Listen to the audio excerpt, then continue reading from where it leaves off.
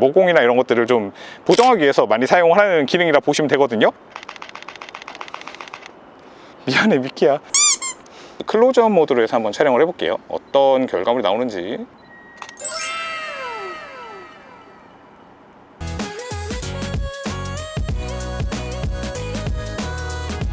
안녕하세요, 꼬마 신발입니다. 오늘은 제가 처음으로 카메라 리뷰를 좀 해보겠습니다.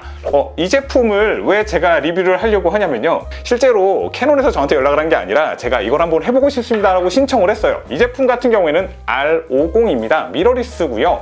캐논 같은 경우에는 좀 등급이 있는데 아무래도 이제 고사양과 뭐 중급, 뭐 저사양 혹은 보편 이런 식으로 등급을 나눈다고 보면은 굉장히 보편적인 사양입니다. 미러리스의 특징은요, 여러분, DSLR과 비교를 했을 때 어떤 부분이 있냐면 뭐 다른 거 다 필요 없고 부품 같은 거 좀 어려운 거나 무거운 것들 좀 이런 것들 싹 빼고 필요한 기능만 싹 집어넣은 그런 제품이라고 보시면 됩니다. 그렇기 때문에 이 제품 어떠냐 여러분, 이렇게 다루면 안 되겠지만 굉장히 가벼워요. 어느 정도냐면 셀카봉 들고 다녀도 될 정도로 굉장히 가볍습니다. 무게를 한번 보여드릴게요. 제가 가지고 있는 90D랑 S23 울트라 한번 무게를 비교를 해보겠습니다. R50의 무게는요 371g. 무게가 스마트폰하고 비교했을 때 별반 차이가 안 나요. 스마트폰 사진 찍을 때 뭐 스노우라든지 뭐 이런 앱들을 많이 사용하시잖아요. 그런 기능들도 상당히 많이 탑재가 되어 있고요. 초보자들을 위해서 설명이 너무 자세하게 나와 있어요. 이 제품이 입문자용, 초보자용인 만큼 제가 오늘은 한번 초보자들이 사용하기에 어떤지 한번 자세히 찍어보도록 하겠습니다. 오늘 촬영한 형태는 이렇습니다. 이 스마트폰으로 저희가 뷰파인더 촬영을 할 거고요. 그리고 상단에 지금 제가 12% 잡아놓은 거 있잖아요. 이걸로 실제로 카메라가 보고 있는 각도를 같이 잡아줄 거예요. 그리고 오늘 지금 주로 이제 봐야 될 부분은 이 부분인데요. 이쪽에 이제 다이얼을 돌려주시면 하단에 이제 어떤 기능입니다, 이제 이런 것들이 굉장히 디테일하게 나오거든요.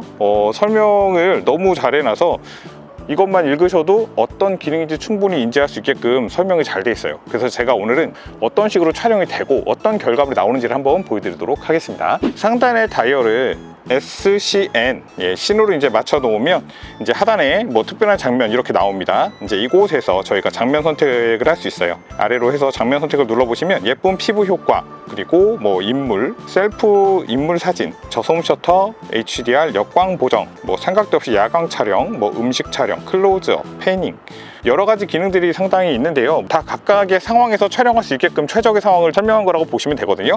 그럼 여기서 우리가 이제 실제로 많이 사용하는 것들만 몇 개를 한번 사용을 해볼게요. 첫 번째는 예쁜 피부 효과입니다. 이 제품이 피부를 보정할 수 있다라고 해서 이제 이 기능을 많이 사용을 하실 것 같은데, 그 이미지를 촬영을 할 때 그 이렇게 피부나 이런 것들에 모공이나 이런 것들을 좀 보정하기 위해서 많이 사용을 하는 기능이라 보시면 되거든요. 네, 촬영을 하게 되면은 이렇게 셔터가 촬영되는 시간이 조금 길어요. 낮임에도 불구하고. 그러면 이제 이게 보정이 된다는 부분입니다. 효과는 한번 제가 비교를 해보도록 하고요. 그리고 이제 연속 촬영 모드 한번 해보겠습니다. 움직이는 어린이 촬영용이라고 돼 있죠. 고속 촬영되는 걸 한번 볼게요. 네, 보이셨나요 여러분? 이게 지금 고속 촬영하는 시간이거든요. 그럼 이렇게 해서 미키를 던졌을 때 한번 미키를 한번 찍어보도록 하겠습니다. 미안해 미키야.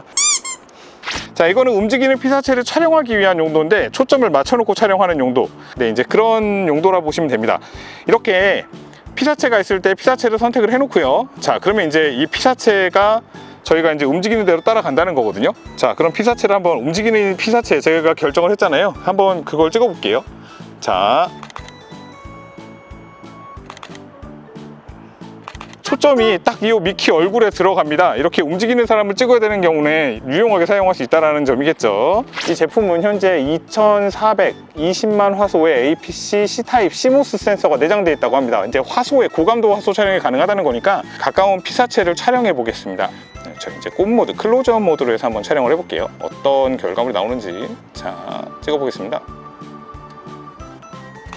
상당히 깨끗하고 깔끔하게 나오는 걸 확인할 수가 있습니다. 여러분 방금 촬영할 때 보셨는지 모르겠는데 보세요.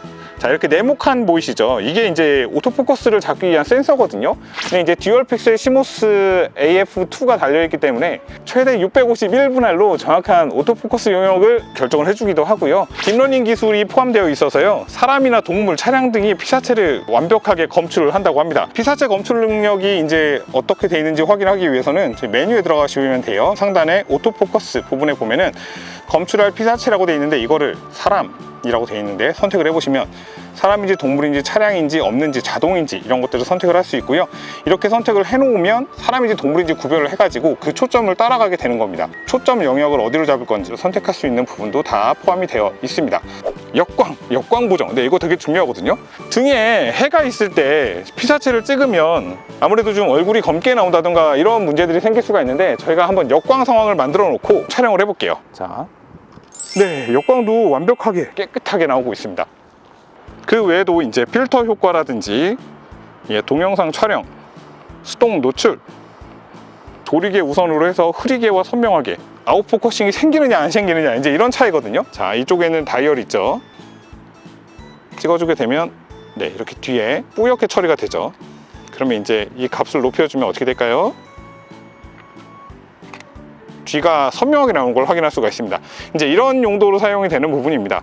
이제 셔터 같은 경우에는 셔터를 빠르게 하면 여기 밑에 보면 샘플이 나오듯이 물이 이렇게 흐르듯이 나오는지 굳은 듯이 나오는지 뭐 이런 용도로 사용이 되는 건데 뭐 이렇게 정지 영상 같은 게 이렇게 나오는 거죠. 인텔리전트 오토로 들어가면 어떤 상황이 되냐면 앞에 사람이 있거나 환경이 있거나 혹은 가까운 곳에 있는 피사체를 찍거나 그러면 이 좌측 상단에 이제 어떤 형태로 찍게 될지 자기가 스스로 판단해서 모드를 조정을 해주게 됩니다. 네, 이렇게 사람 모양이 나오는 거죠. 이 제품 같은 경우는 4K로 촬영할 수 있다라고 해서 한번 그것도 해보려고 합니다. 두 영상 비교해서 한번 보여드릴게요. 어떻게 다른지요. 이렇게 해서 동영상을 4K로도 촬영이 가능합니다.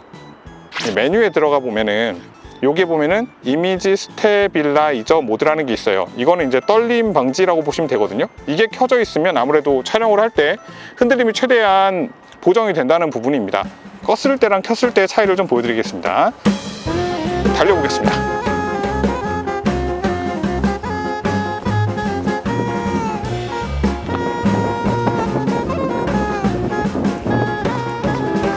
자, 여러분 힘들어. 네, 이렇게 오늘 지금 야외 촬영은 여러 가지를 해봤는데 실제로 초보 유튜버들 아니면은 뭐 실제로 이 카메라에 대해서 잘 모르시는 분들이 사용하기 좋은 기능들은 어느 정도 다 설명드렸다고 생각을 합니다. 오늘은 촬영을 할 때 이 구성으로 촬영을 했던 겁니다. 특히나 이 R50 같은 경우에는 멀티 펑션 슈가 있기 때문에 이렇게 카메라라든지 아니면 모니터링용 모니터 같은 걸 설치한다거나 마이크 같은 걸 추가 장착하기에 상당히 용이한 장점이 있겠습니다.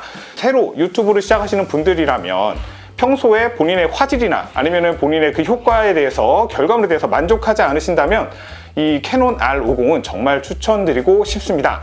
오늘 영상은 여기까지 하겠습니다. 영상이 도움되신 분은 반드시 구독과 좋아요 부탁드리겠습니다. 감사합니다.